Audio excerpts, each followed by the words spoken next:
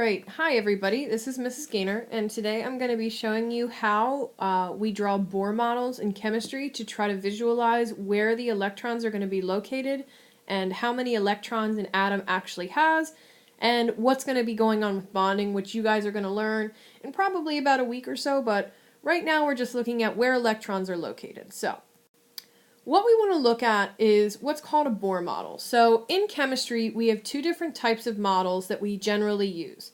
A Bohr model is really visual. So you can see this right here is a Bohr model. And Bohr models have the nucleus here in the center, like usual. And then surrounding it, we have these concentric circles. So you can see there's these circles here. And these circles are surrounding this nucleus kind of like an orbit. So it almost looks like a solar system. Sometimes we call Bohr models a planetary model because these electrons here are orbiting the nucleus in very orbital patterns. Now, what we found out through a lot of research and many experiments is that this is kind of not what occurs, okay? Electrons really don't follow these nice, pretty orbitals like planets. Instead, electrons are sort of found in probable locations. We can't pinpoint exactly where electron can be located, which you'll learn when you take more advanced sciences, but instead electrons can be found in what we call orbitals. So orbitals are sort of like these regions around a nucleus where electrons can probably be found. As you go down the periodic table, you start getting more increasingly bizarre looking orbitals. So the first one is just kind of like a circle. This is for only a few electrons. As we start adding electrons, we start getting into these really strange looking orbitals, and it turns into this hot mess. So the quantum model, which is also called the electron cloud model, is this fuzzy, crazy mess of an atom that's really hard to see where the electrons are located. So you can see here, there is no way that I could say, oh, here's an electron and here's an electron. No, none of that's going to work. Instead, what we use in chemistry is what's called the Bohr model. So we use this model. This is like our, yay, let's use this, because it's easy to see. So even though it's not the most accurate model we have in chemistry, this is what we'll teach to students because the Bohr model is easy to visualize and it's easy to learn from. So when we look at drawing a Bohr model, we have to have a couple steps in place in order to accurately do so. The first thing we need to do is count the subatomic particles. This is what we use the periodic table for. So let's say we have oxygen, okay? On the periodic table, oxygen has an atomic number of 8, and its average atomic mass is 15.999. It's not the exact number, but it's really close to that. So the amount of protons we have is going to be found from this atomic number, so we get that is 8. The amount of electrons we have, since this is a regular old atom, is going to be 8 as well.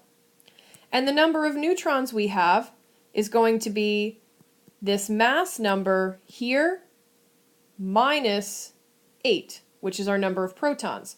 So we'll take this, we'll round it up to 16, and the number of neutrons we get is 8. Now when I'm looking at a Bohr model, okay, the things that I want to include are going to be the nucleus in the center, and then we want to look at the electrons. So the Bohr model is really demonstrating where we find electrons. This is the really important number that we want to look at, because we want to figure out how we are going to distribute these electrons.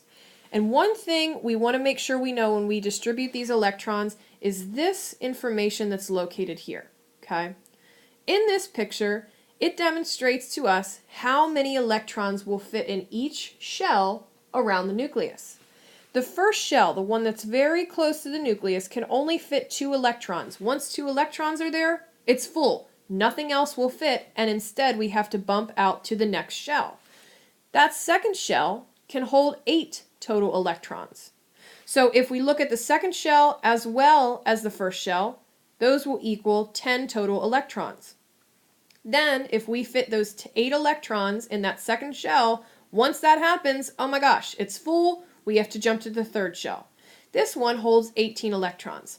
As we start moving around this nucleus and start adding more shells, we can fit more and more electrons. So the more shells you have, the more electrons. But that also means the more electrons you have, the bigger your atom is going to be. So you have atoms like uranium that have shells that would go out this far because they hold so many electrons. So one of the big pieces of information that kind of goes along with that, if we remember, the first shell holds 2 electrons, the second shell holds 8 electrons, and the third shell holds those 18 electrons, okay? We can see this pattern occurring on the periodic table. So let's say we're looking at this first shell here.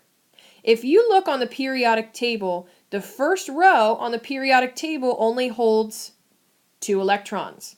If we go to the second shell, which holds 8 electrons, the second row on the periodic table only holds 8 electrons. If we go again to the third shell, now this is where things get a little weird, which you're going to learn about in a little bit, but this actually fits in like this. So that is where we get the 18 from. So that's a little bit advanced, but we're really focusing on this first and second shell here, these first 2 rows on the periodic table, and sometimes a third, okay? We're not really worrying about this stuff in the center. This stuff here in the middle is kind of like, ugh, what's going on here? So let's try an example model. So we know that our step 1 should be to get the particles. So we want to figure out the protons, the neutrons, and the electrons. Well, if you remember a couple slides ago, and if you're not quite sure, you can always rewind, but we did oxygen. We figured out the protons and the neutrons and the electrons for oxygen. So oxygen has 8 protons and its atomic mass is 15.9. So it has 8 protons, 8 electrons, and 8 neutrons. Okay? So the first thing that we want to do when drawing it is write how many protons and how many neutrons we have here in the center. I have 8 protons and I have 8 neutrons. Hot dog, there's my nucleus. Now what I want to do is start drawing in these electrons. So I have 8 total electrons. So that's how many electrons I want to distribute in my atom. Now what I want to do is kind of make my pen a little bit larger here so I can just make a dot for the electrons instead of drawing in an E. So if you remember, there are 2 electrons in the first shell, and we have 8 electrons in the second shell. So if I look how I would distribute that, I have 1, 2 in the first shell. So if I take the 8 electrons I had total minus the 2 I've used, that means there are 6 left. That means I have to put 1, 2, 3, 4, 5, 6 electrons in that second shell. Okay, so if we double check here, we have 1, 2, 3, 4, 5, 6, 7, 8 electrons counted on here. I have 8 electrons in this atom. Life is good. So let's try a couple other examples. These ones are set up slightly differently because now we're given some different information here, okay?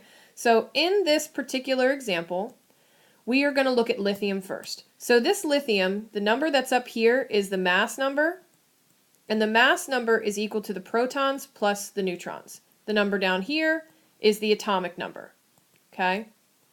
Based on that information, that tells me I have 3 protons in this nucleus, and if protons plus neutrons equals 7, I have to have 4 neutrons in the nucleus. Now, if I have 3 protons, and this doesn't tell me it's any kind of an ion, meaning I've gained or lost electrons, that means I should also have 3 electrons.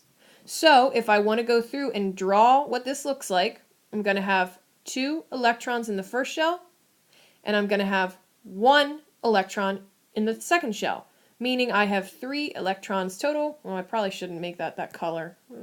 Oh, geez. So if I redraw that, now that I've messed that up, we have 3 total electrons drawn for this lithium. Now let's take an example with one that's a little bit more complex here where we have sodium. Okay, so this sodium, we have the mass number up here, and we have the atomic number down here, which tells us we have 11 protons, and 23 minus 11 is equal to 12, which means I have 12 neutrons. This is all, the protons is also going to be how many electrons I have. So I'm going to have 11 electrons that I have to find a home for around my nucleus. So I have 1, 2 fit in the first shell. So 11 minus 2 is equal to 9. That means I have 9 electrons left to go. So I'm going to put in 1, 2, 3, 4, 5, 6, 7, 8. But I can't put that 9th electron in that second shell, because the second shell only holds how many electrons? 8 electrons. So right now it's filled.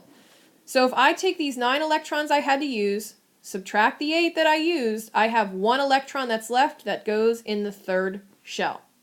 So for this particular sodium, now that we have more electrons that we're responsible for, now we have to bump it out to the next level. So the big thing to remember when drawing Bohr models, probably the biggest thing, is A, how many electrons do I have to use? And B, how many electrons fit in each shell? If you can remember that 2, 8, 18 rule, it'll make things a lot easier for you when you go to do this, okay? If you have any questions, make sure you ask your teacher so that way you are good to go with drawing Bohr models. This will make things much easier for you as we go through chemistry.